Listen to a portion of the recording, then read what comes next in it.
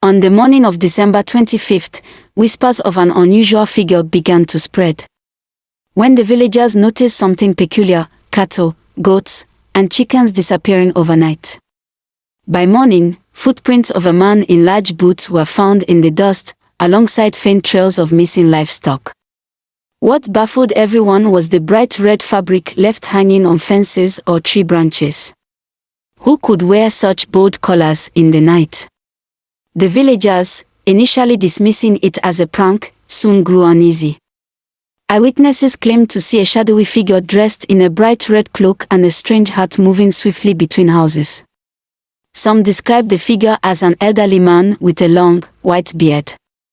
It was this description that earned him the name the Mysterious Santa Claus. Unlike the cheerful gift-giver of tales, this Santa came to steal rather than give. Chief Okeke, the village leader, called for a meeting at the village square. "We cannot let this phantom torment us," he declared, his voice trembling with frustration. The elders suggested keeping vigil at night, but no one could explain how the thief seemed to vanish into thin air, leaving no trace beyond his footprints. Who was this thief that evaded even the best hunters of Umueze? And why did he choose this quiet village? Trouble deepened when Onima, a wealthy farmer, woke up to find his prized cows missing. These cows were part of his daughter's dowry, and their loss was a devastating blow. Villagers gathered to console Onima, but his fury was evident. "This Santa will pay dearly," he roared, shaking his fist. The men of the village decided to lay traps and patrol the borders at night. Armed with bows, arrows, and machetes, they hid in strategic locations, waiting for the mysterious thief. But even with these precautions, more livestock vanished. Onima's younger son swore he heard the sound of jingling bells in the distance, a sound that chilled him to the bone. Jingling bells. The elders murmured among themselves. Could this thief be using magic? The rumor of magic spread quickly, instilling fear among the villagers. Who was this mysterious Santa Claus, and how could he evade capture so easily? One fateful night, Ezin, a young widow, claimed she saw the mysterious Santa Claus near her chicken coop. She had been up late, weaving baskets by the dim glow of her lantern when she heard a faint jingling sound. Peering out her window, she froze in terror. There he was, a hunched figure in red, moving with alarming agility. His long white beard shimmered in the moonlight, and in his hands, he clutched her prized rooster. Ezin screamed, startling the other villagers awake, but by the time they arrived, Santa Claus had vanished, leaving only a feather and the faint scent of smoke in the air. The village men scoured the area, finding nothing but a red ribbon tied to a nearby tree. "It's as if he's taunting us," muttered Chaik, the blacksmith. "No ordinary man can disappear like this. He must be a spirit." The villagers grew restless. Could this thief be human, or was he something supernatural? The next day, the elders gathered in Onima's compound to deliberate. Among them was Eldankem, the oldest man in Umueze, who was known for his knowledge of ancient law. After listening to the accounts of the mysterious figure, he leaned heavily on his cane and spoke in a grave tone. "This is no ordinary thief," he declared. "Many years ago, my father told me a story of a cursed man who stole from the poor to appease a dark spirit. They say his red attire and jingling bells were marks of his servitude to the spirit of greed. If this is the same being, we must seek spiritual intervention." Eldankem's words sent shivers through the crowd. Could it be that the mysterious Santa Claus was not just a man but a cursed soul bound to a malevolent force?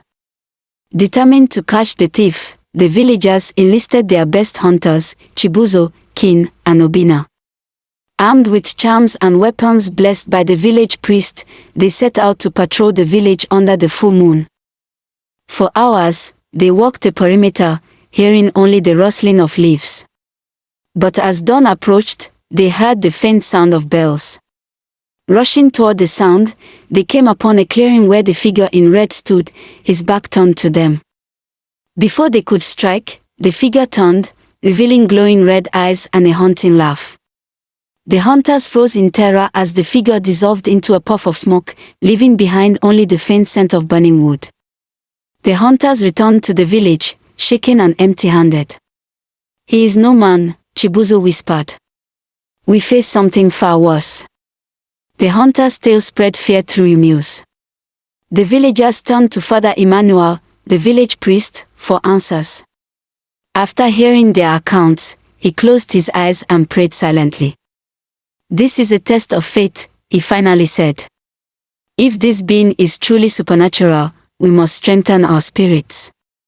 Tonight, I will hold a midnight mass to seek divine protection."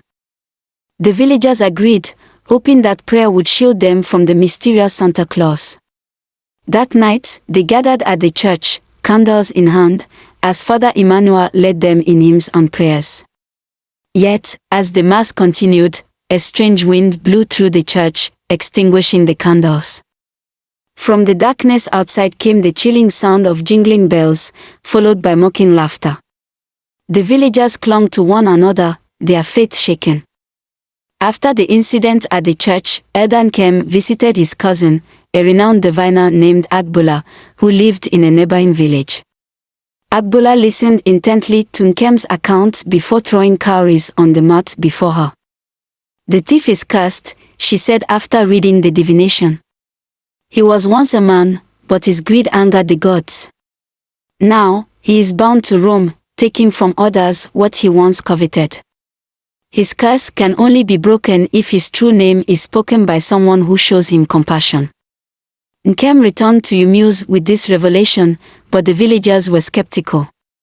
"How can we show compassion to a thief who torments us?" Onyema scoffed. That same night, Edeora, a curious 10-year-old girl, was playing near the edge of the forest when she saw a figure in red sitting by a tree. Unlike the terrifying accounts, this figure seemed sad, clutching a small drum and humming a sorrowful tune. "Who are you?" Edeora asked boldly. The figure turned, startled. "No one important," he replied, his voice weary. Before Edeora could ask more, the figure vanished, leaving behind the small drum.